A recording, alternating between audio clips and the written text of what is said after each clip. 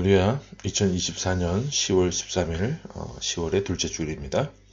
오늘은 히브리서 9장 1절로 28절에 있는 말씀을 중심으로 바람직한 종말신앙 이런 제목으로 하나님의 말씀을 선포하기 원합니다. 신약성경 361쪽이 되겠습니다. 제가 학창시절 때 총신에서 신약신학과 또 바울신학을 가르치셨던 김세윤 교수님이 계셨죠. 그분은 이제 지금은 은퇴하시고 원로가 되신 분이신데 그분의 쓰신 책들이 참 많아요. 그 가운데 구원이란 무엇인가 라는 책이 있는데 그 책을 보면 예수 그리스도의 초림과 재림 사이의 신학적인 특징을 다음과 같이 설명해 놓았습니다. 2차 세계대전이 연합군의 승리로 기울어지게 된 결정적인 계기가 무엇이냐면 바로 노르망디 상륙작전이었어요. 1944년 6월 6일 미국과 영국을 중심으로 한 연합군은 당시 나치가 점령하고 있던 노르망디를 상륙작전을 통해서 탈환을 하게 됩니다. 연합군은 계속해서 여세를 몰아 진군을 했고 1944년 8월 25일 파리를 탈환하게 됩니다. 노르망디 상륙작전의 성공과 파리 탈환은 2차 세계대전을 연합군의 승리로 가져오는 결정적인 계기가 되었어요. 하지만 아직 전쟁은 끝나지 않았습니다. 왜냐하면 적의 심장부인 베를린을 아직 탈환하지 못했기 때문에 그렇죠. 결국 이듬해인 1945년 5월 8일 연합군은 베를린을 탈환하게 되었고 나치는 항복을 선언한 후에 2차 세계대전은 연합군의 승리로 막을 내리게 되었습니다. 자, 예수 그리스도의 초림과 재림도 같은 이치인데요. 예수님께서 이 땅에 오셔서 고난당하시고 십자가에 달려 돌아가신 후에 3일 만에 약속하신 대로 부활하셨습니다. 이것은 사탄의 권세를 이기는 결정적인 사건이었죠. 하지만 아직 사탄의 잔당들이 이 땅 가운데 여전히 존재하고 남아 있습니다. 예수님께서 재림하신 후에야 악의 권세가 완전히 소멸되고 완전한 승리를 선언하시게 됩니다.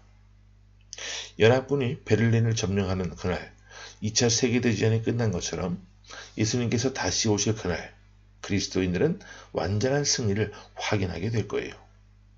지금 우리는 예수님의 초림과 재림 사이를 살고 있는 성도들입니다.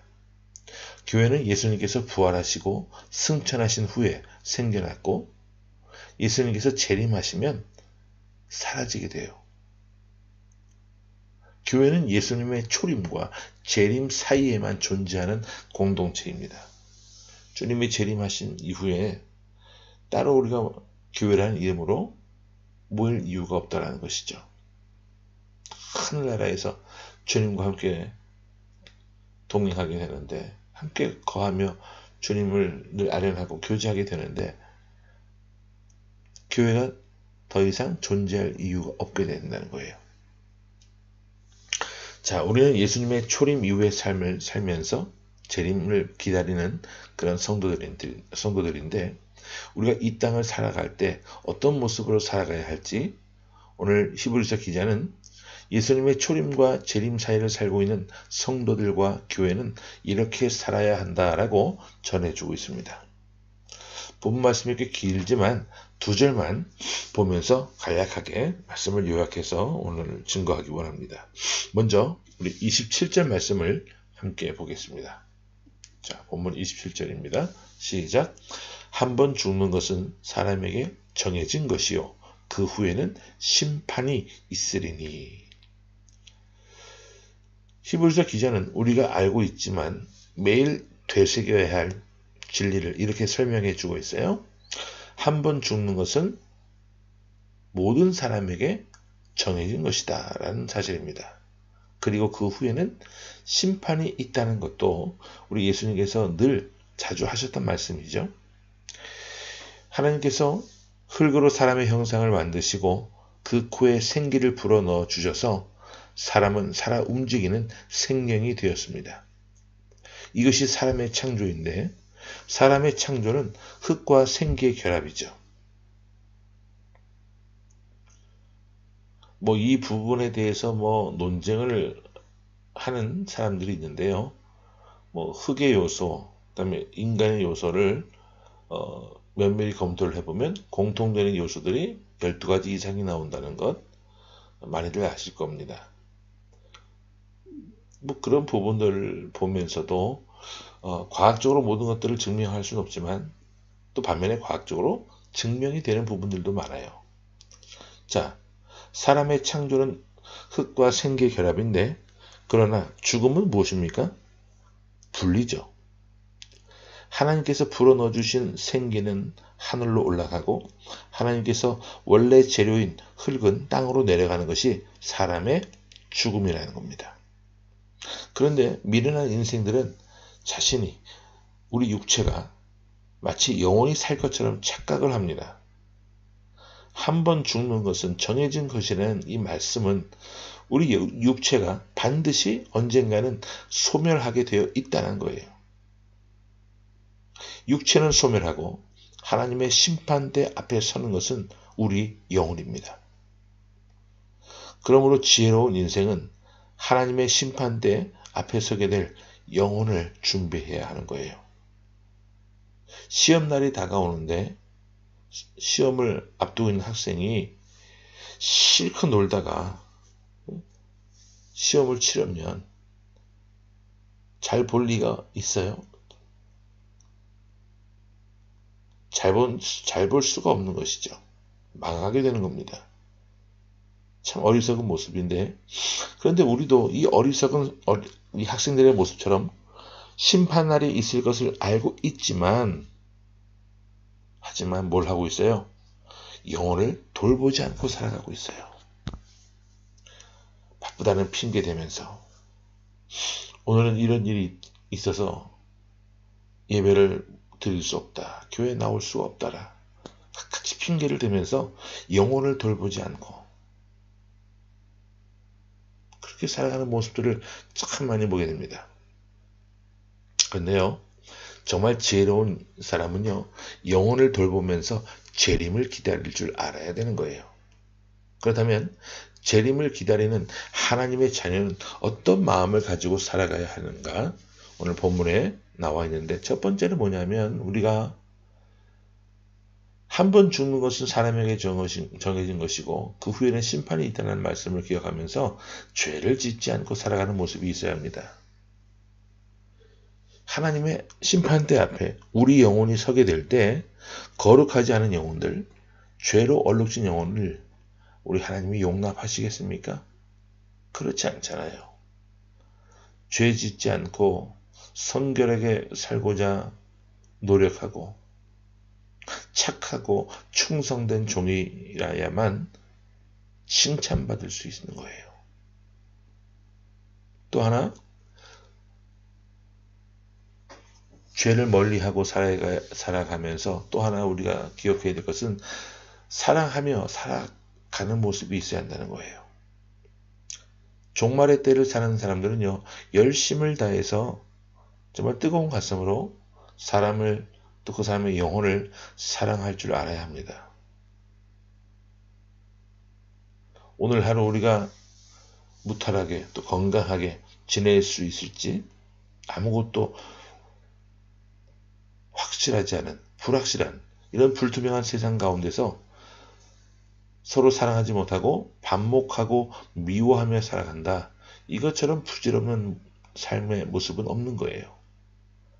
서로 사랑을 전하고 표현하며 살아도 부족한 시간이 있기 때문에 재림을 준비하는 하나님의 자녀들은요. 항상 사랑하며 살아가는 모습이 있어야만 합니다. 사랑을 떠나 미움과 증오 가운데 거하다가 하나님의 부르심을 받고 심판대 앞에 서게 되면 그때 후회는 말로 다 할 수 없을 거예요.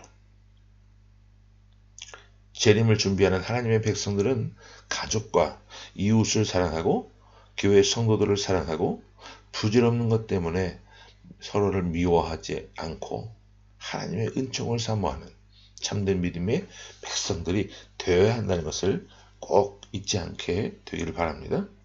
그다음 28절을 한번 더 보겠습니다. 시작. 이와 같이 그리스도도 많은 사람의 죄를 담당하시려고 단번에 들이신 바 되셨고 구원에 이르게 하기 위하여 죄와 상관없이 자기를 바라는 자들에게 두 번째 나타나시리라.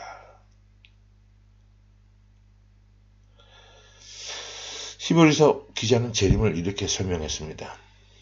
자기를 바라는 자들에게 두 번째 나타나실 것이 바로 재림이라는 것이죠. 예수님이 두 번째로 나타나시게 되면, 재림을 하시게 되면 이 땅에 남아있는 악의 잔당들은 심판을 받게 됩니다. 우리가 예수님의 재림을 기다리면서 고통받았던 이 세상의 모든 억울한 일들, 부조리했던 모든 일들도 사라지게 될 것이고, 우리를 고통 가운데 힘들게 했던 사탄의 잔당들 역시 힘을 잃게 될 것이고, 반면에 하나님의 자녀들인 우리들은 완전한 승리를 선언하게 됩니다. 예수님께서 이 땅에 오셔서 돌아가신 후에 3일 만에 부활하심으로 우리는 이미 승리를 예약해 놓은 사람들이에요. 이런 종말 의식을 가지고 살아가면서 하나님께서 확인하신 승리를 우리도 확인하고 예수님께서 재림하시는 그날까지 순결한 하나님의 자녀로, 거룩한 하나님의 자녀로 살아가고자 무던히 애쓰며 하나님이 우리에게 맡겨주신 귀한 사람들을 사랑해내는 참된 믿음의 일꾼들이 다 되시기를 바랍니다. 이번 주 목요일 저녁에 한 아이가 이번 주일날 교회에서 이제 기타를 배우기 시작한 지 얼마 안 된 아이인데 그 담당하는 그 부목사님이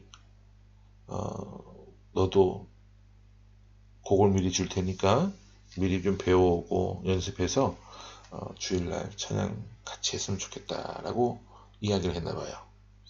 이 어린아이가 그것을 순종해내고자 노력을 하는 거예요. 저한테 와서 부탁을 합니다. 선생님, 이번 주에 이러한 곡들을 준비해서 찬양을 해야 한다는데 어떻게 해요? 좀 가르쳐 주세요. 그래서 코드를 가르쳐 주고 이 부분은 주법을 어떻게 하면 좋고 여기에서는 좀 강조를 하면서 주법을 이렇게 달리 해보면 좋겠다. 그러면서 하나하나 한마디씩 같이 연습을 해주고 이제 또 한마디가 끝나면 한 줄을 하고 한 줄이 끝나면 두 줄을 하고 그렇게 해서 전체 곡들을 반복하면서 연습을 시켰더니 그게 잘 해냈어요. 세 곡을 했는데 그런데 그때 같이 있는 아이들이 보니까 다 교회 다니는 아이들이었어요. 한 아이는 목사님 딸이고 한 녀석은 집사님 딸이고 또 다른 아이들도 둘이 더 있었는데 총 4명이서 연습을 같이 한 거죠. 근데 아이들의 교회가 다 제각기 달랐어요. 그런 모습을 보면서 예전에 이 지역에 지역교회 6, 7교회가 매주 목요일 또는 금요일마다 정기적으로 찬양 집회를 가졌었는데 교회를 돌아가면서 말이죠. 그때 제가 두 번째 리더가 되어서 2년 넘게 인도를 해왔거든요. 그때 그 생각이 많이 났습니다. 아이들의 모습을 보면서. 그리고 이 아이들의 모습을 보면서 어른들보다 참 낫다라는 생각을 많이 하게 돼요. 아이들은 벽이 없어요. 내 교회, 네 교회 그게 없어요. 같이 있으면 친구가 됩니다. 그러면서 너네 교회 예배 어떻게 하니? 여기 교회들마다 어렵고 정말 힘든 상황들이 많은데 그런 것도 물어보면서 말이죠. 자기를 가리키는 저 역시 사역자인 것을 알고 있고 이곳이 또한 교회라는 것도 알아요. 그렇게 하니까 한 교회가 더 늘었네요. 그 주님 안에서 이렇게 연합하면서 행하는 것들, 아이들은 참 쉽습니다. 그런데 어른들은 쉽지 않아요. 뭐 자신의 정체성이, 교회의 정체성이 흐트러질 수 있다. 뭐 자신의 교회의 색깔하고 맞지 않는다. 또 뭐 보안 유지상으로 인해서 뭐 그런 걸 할 수가 없다. 여러분, 다 핑계입니다. 그거 쓸데없는 거예요. 교회들이 쓰러져가고 폐쇄되고 어려움을 당하는 이런 마당에 그런 거 다 겪어본 사람들이 아직도 정신을 못 차린다면 어떻게 하겠어요? 근데 우리 아이들은 그런 게 없어요. 하자 하면 같이 해요. 얼마나 예쁜지요. 그리고 이제 연습을 마치고 실전 연주를 마치고 갈 때마다 항상 저한테 사랑해요 이렇게 고백을 하고 와요. 얼마나 그 얼굴이 그 모습이 예쁜지. 그냥 녹아요. 녹아. 아이스크림처럼 그냥 녹아버려요. 바라기는 우리 교회 모든 성도들이 규모가 크건 작건 인원이 많고 작은 것 전혀 소용없어요. 상관없어요. 남들은 어떻게 생각하더라도 더 하나 되게 하기 위해서 무엇인가 노력하고 기도하면서 애쓰고 시도하는 그런 모습들을 잃지 않게 되기를 바랍니다. 제가 혹여나 그렇게 많이 노력을 하지만 제가 지쳐서 아무것도 하고 싶지 않다는 그런 말을 하거나 그런 모습을 보였을 때 여러분을 위해서 기도해 주시면서 또 다른 연합을 위해서 또 하나님께 지혜를 구하고 하나님이 주신 감동과 지혜에 따라서 함께 움직여 나갈 수 있는 저와 여러분이 다 될 수 있기를 간절히 주의 이름으로 축원합니다. 아멘. 함께 기도합니다. 거룩하신 아버지 하나님 감사합니다. 예수 그리스도의 초림과 재림 사이를 살아가고 있는 성도들로서 참된 믿음을 갖고 살게 하여 주옵소서. 순결하고 정결한 삶을 살기 위해 무던히도 애쓰는 삶이 되게 하시고 죄 짓지 않고 서로 열심을 다해 순종하며 사랑하는 삶이 되게 하여 주옵소서. 그런 삶을 통해 더욱 거룩한 삶이 되게 하시고 훗날 주님의 품 안에 거하며 잘하였도다 칭찬받을 수 있는 그런 복된 자리에서는 우리의 모든 모습들이 될 수 있도록 하나님 함께하여 주옵소서. 살아계신 예수 그리스도 이름으로 감사하며 간절히 기도하옵나이다. 아멘.